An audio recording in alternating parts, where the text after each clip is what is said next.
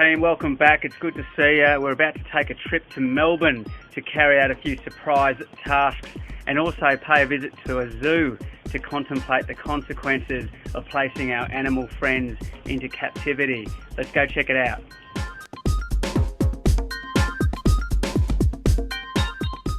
It's always a bizarre journey travelling by plane, train, bus and car through large cities.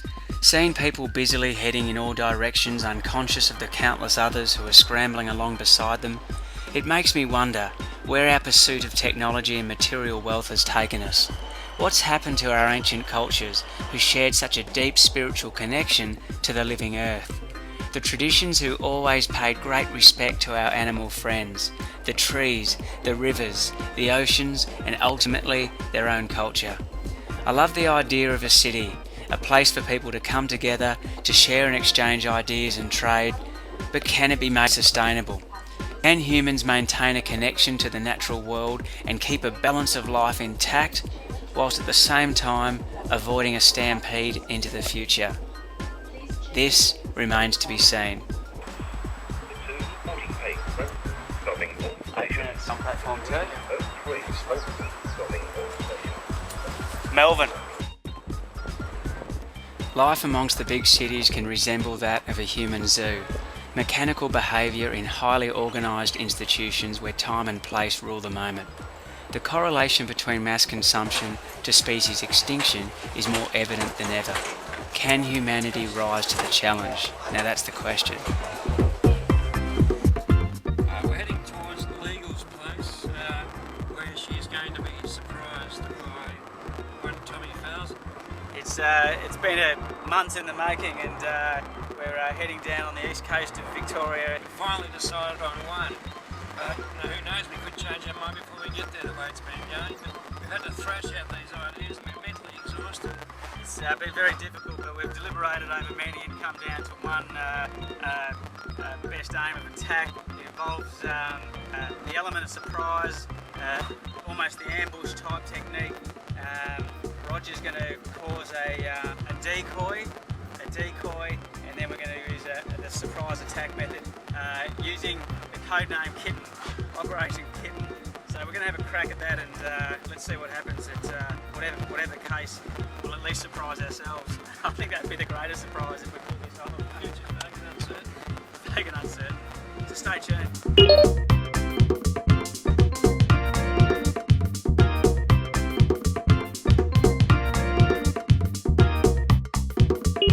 Hello folks, it's the 11th day of the 11th month, it's November, and I've come from the desert through the city. I'm here with Annie and we're at Mount Martha Beach near Pebbles Beach, and I'm going to have a bit of a dunk because it's a rarity where I come from.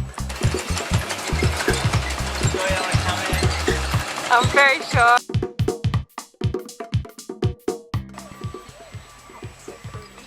From the human zoo to the animal zoo, we find many correlations in the effect of environment on behaviour.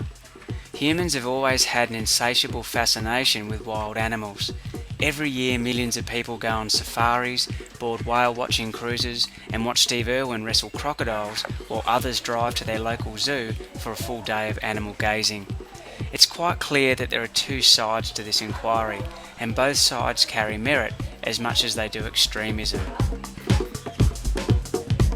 Some of the negatives see the use of animals as entertainers, which removes them from their natural habitat and deprives them of the ability to freely engage in normal behaviours. While zoos and aquariums may appear to be educational and conservation orientated, most are designed with the needs and desires of the visitors in mind, not the needs of the animals. Many animals in zoos and aquariums exhibit abnormal behaviour as a result of being deprived of their natural environments and social structures. Most animals in zoos were either captured from the wild or bred in captivity for the purpose of public display, not species protection. The vast majority of captive bred animals will never be returned to the wild. When a facility breeds too many animals, they become surplus and often are sold to laboratories, travelling shows, or to private individuals who may be unqualified to care for them. Depending on your point of view, Zoos are either sanctuaries of education and entertainment or unnecessary prisons. While some people argue that zoos play an important role in conservation and research, others counter that they do more harm than good. So which is it? Are zoos good or bad? And how do you differentiate between what's good for one animal versus what's good for the entire species? It's a delicate question and one that can't be answered easily, especially when viewing the frustration exhibited by these once proud and powerful bears, locked up and contained for the benefit of everyone but themselves. In more recent history, the procedure for acquiring animals has changed a lot. Where zoos previously captured most of their specimens directly from the wild, they now get many animals through captive breeding programs as well as other zoos. Some breeding programs also help to restore threatened species. Some zoos also take in abandoned animals that wouldn't otherwise have made it home. Zoos also present an opportunity for scientists to conduct research. In 2002, zoos participated in over 2,000 research and conservation projects in more than 80 different countries. The information they gather helps them to develop new medicines and techniques to improve animal health. While conditions have improved from the years of bars and cages in zoos, replaced by more natural-looking habitats which are certainly more attractive, many describe them as mere illusions, arguing that they're not much of an improvement in terms of space. Unfortunately, many captive animals exhibit signs of severe distress.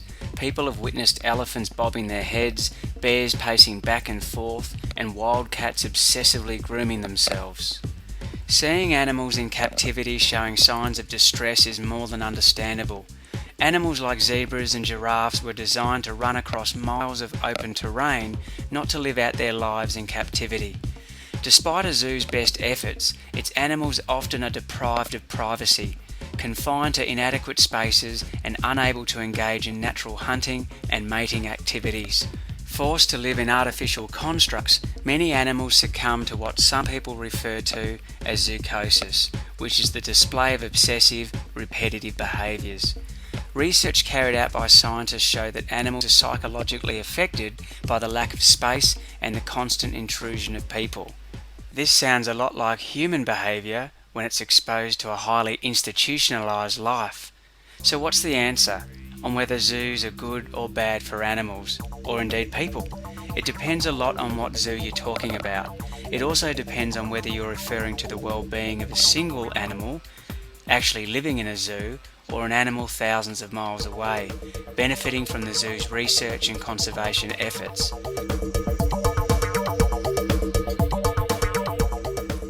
If you had the power of Dr. Dolittle, the frogs might tell you that the zoos are great, but the elephant might respond by slapping you in the face with its trunk. I believe that a good zoo can be of tremendous value to the cause of conservation and education. I think it's closing time at the zoo as well, so all the animals probably start coming out now. You kind of get a little bit sick of people peering in. It's like human beings become the paparazzi human. Most of these guys would like to return back to their original hangouts. It's like most humans in space getting back to priorities.